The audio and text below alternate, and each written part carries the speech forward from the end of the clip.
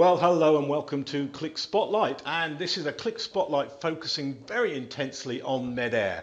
And I had the very great pleasure to have in front of me Reine Hanna. Welcome, Reine, and welcome to the Spotlight. Thank you so much for taking part in this interview. And we're going to be talking about your role in Medair and a couple of important projects. So for people who don't know who you are, just explain a little bit about yourself, but also how you come to be at Medair in the first place. So my name is Reine Hanna. I was born in 1989 in Lebanon, and I had majored in computer science and geographical information system. So back in 2013, actually, on my graduation day, I received a call from Medair. On your graduation day, how Yeah, exciting. asking me if I'm interested in a job Ah, because they wanted someone with both of the degrees, yeah. background in both of these degrees. Unfortunately, I was one of the few people in Lebanon Yeah. to hold both degrees. So you actually got headhunted then. You didn't Yeah, have to go out looking for a on job. my You get... graduation day. Oh, that is the best. I bet there are loads of people listening to this or watching this sort of thing. If only that could have happened to me. So congratulations. That's fantastic. So you come straight from graduating into Medair. So what attracted you? I mean, yeah, I presume you wouldn't have just got it and thought, oh yeah, I'll just take the job. There must have been a reason why you wanted to come to Medair. Yeah, I never in my life imagined with my technical background that I would ever have a chance to work in the humanitarian work. Mm. It never crossed my mind. I was the technical person, data, information. I never thought these two things go Yeah, together, yeah. humanitarian and data. And still to these days, a lot of people still don't see how Mm. they go But together. there's a lot of need, isn't there now? Especially because as a humanitarian organisation, you're not only using the skill and expertise of the people, but technology is an important part of that as It well, saves isn't it? lives. Yeah, yeah, absolutely. And I think that's one thing with Qlik and why I think it's so good, you know, being at Qlik for as long as I have, that we do this kind of thing. And we've had a very long relationship with Medair. I cycled to Paris from England for Medair. So Oh, yeah, that was a lot of fun. So, okay, so you get the technical background, you've really found an interest in the humanitarian side, which is, I think, is a lovely bringing together of two different things, really, yeah. two opposites. So what is your role at Medair now then? Right now, I'm the information management project manager at Medair, Lebanon, and I'm Mm. part of a new team which is called the Global IM team for Medair International, for Right. all of trying to uh, give access to all of the different country programs at Medair, Oh, I the see. same opportunities that we fortunately had in Lebanon and Jordan Yeah. with technological advancement, information management, and all of that. So we're trying to create a team to support all of the different countries Oh, I where we see. work So in. you're not just concentrating on Lebanon then. You're taking the good work that you've done there and also pushing that out to other countries as well. Hopefully, yeah. Oh, that's fascinating. So we know what next question was: is what attracted you to this area, but we kind of got there and done that already.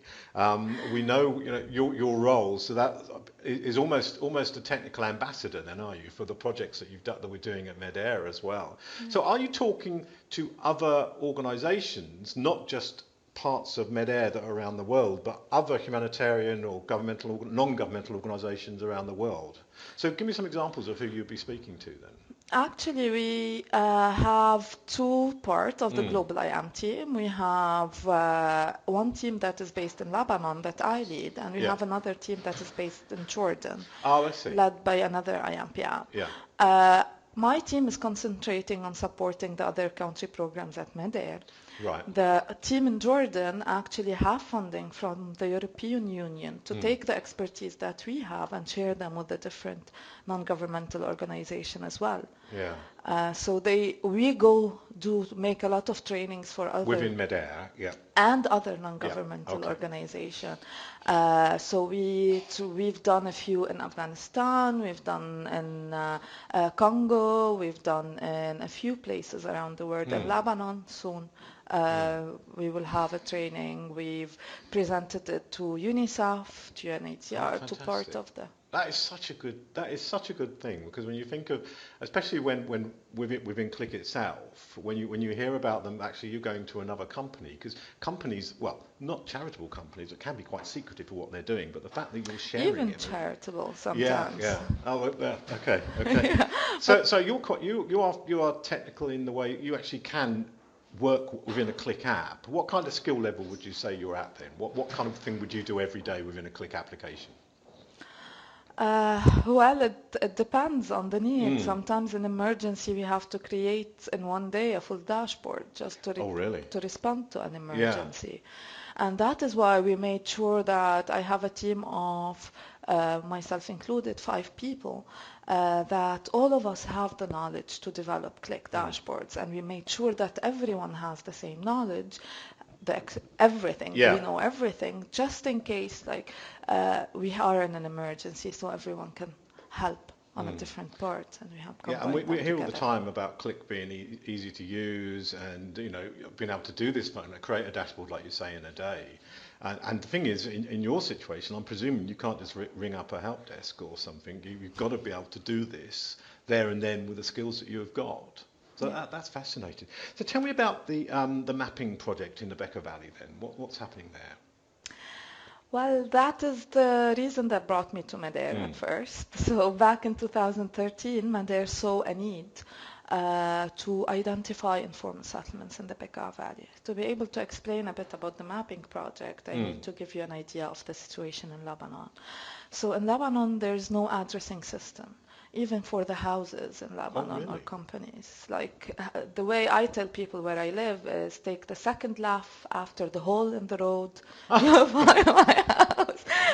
Really? So there's no street names or anything like that? Nothing at Oh, all. incredible, incredible. So you must use the satellite mapping and coordinates, the latitude and longitude, almost all the Exactly. time, because that can be the only way you're going to get an accurate tell of where you are.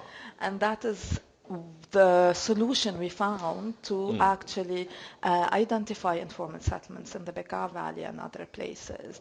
Uh, you can only imagine how hard it is, how difficult it is to find Mm. an informal settlements in the middle of nowhere, Yeah, of in the course. fields. Uh, Yeah.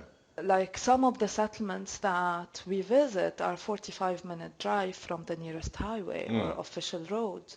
So there was no way for refugees themselves to self-identify for No, NGOs. no, no, no. And so this is where Medair got the idea of creating a huge database that includes all informal settlements in Lebanon that is updated. So this year we updated every 4 months. Yeah. We visit every informal settlements in Lebanon. We update the location, basic information about each, number of tents, number of individual, Mm. latrines, water capacity, these type of information that is needed by any NGO working with the Syrian refugees in Yeah. informal So you would share settlement this with other organisations with doing the similar everyone. thing, yeah. So Yeah. we started as a pilot project back in 2012 and 2013, and in a small area in the Bekaa Valley. UNHCR saw the actual need of this project Yeah. and decided to roll it all over the country. Medair is currently the lead agency for the mapping project. We work with 2 other NGOs, Mm. INGOs. We work with Solidarité Internationale and with GISP, an Italian NGO as well in Lebanon. Uh, they collect data in the north, Yeah. GISP in the south, and Medair in the Bekaa Valley, Beirut, and Mount Lebanon. And I'm presuming you mentioned informal settlements. These can just up sticks and move. There's nothing Exactly. holding them to that place. Like there's no infrastructure, nothing that will keep them there. They will just up and move. And the So Lebanese government would rather they they move all moved. their. Mm. Yeah, yeah, that's a real shame. So with Qlik so you use mapping. What else in Qlik then? You said to me before the interview that you were going to talk about other stuff apart from just mapping. So come on, let's get this other stuff out. So what I like to say is that Qlik allows us to identify, to get to know our refugees Yeah. in every different possible way. It allows us to know where they are, who they are, and what they need. Mm.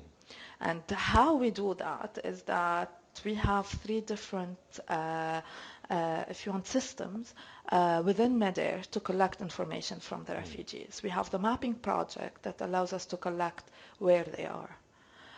We have a software that allows us to register households to understand who they are, Yeah. how many members in the family, is there someone with disability, and all of this information Okay. is then also connected into Qlik. After that, we have the assessment project where we send teams to go and assess, ask questions about the needs. Yeah. So it's not just what you need, no, it's are you getting clean water? So Yeah. Yeah. questions that allows us to understand what they actually need and not what they think they need. Ah, okay. Yeah, And and so that's another interpretation, isn't it, about what they're doing. So you've got lots of different types of data, and I presume much of this is on Excel spreadsheets or something like that, and you have to collate. That's another story. We won't get into that one now, but the collating of data must be a whole different it's a thing. lot easier with Qlik. Yeah, yeah. Once you get it, once you get the data, and then, yeah, and I know working in pre-sales, the quality of the data and the structure of the data can also be very important. And we talk about at Qlik about data literacy and how understanding the data is very important. Of For course. yourself, that is actually, I would have thought, because you're on the ground and you're working in that, you have to be data literate. You have to know what's bringing in for this to work. So that's fantastic. And we developed the surveys that Mm. collect the data Yeah. as well, So so you which know all allows about us it. to know everything So you're about a it. very good example of being data literate people then. That's fantastic. So what's next then? What's over the horizon for this project? Well, we have huge, uh, like I said, we're just forming a global Yeah, IAM yeah. team. And we hope we are able to share our knowledge with every single part of the country programs that we work in and any NGO that actually reach out and that needs this. And one of the things that we're trying to figure out is how to get these softwares and Qlik included to the most remote areas where Yeah. people need it the most with no internet connection, where they can only hotspot 5 minutes a day and try to figure out how we are able to So actually. the offline mobile side of it is very important for you, isn't it? Yeah, Yeah. and that's something we're certainly, I know we've done that, we're starting, we've done that already, so that's fantastic. So if someone wanted to find out more then about Medair and about this project, where would they go to get more information? Well, there's a million article already about this. Yeah. We've done a snapshot with Qlik. They can just research upshot Qlik and my name, and they find a huge summary where we talk about how we use Qlik in our every Yeah. different projects. And I think the easiest way is they can reach out and ask. Yeah, and We're go to more the than Medair happy. website, of course, Yeah. and because I think it's a fabulous cause, and I love this story, especially about the sharing of what you've done. So there's no selfishness there. You're taking that, and other organisations can use it for the good. And as you said, it's saving lives, which is fantastic. And the more we are able to connect, the more all of us work using the same software, the more we can share knowledge. Yeah. And the less we will be saving time, saving money, instead of collecting it more than once, it's just one NGO One time, yeah. collecting. And That's brilliant. Well, Ren, it's been an absolute pleasure. thank you. Thank you so much for Thank you for spending the time listening. and getting involved on Spotlight.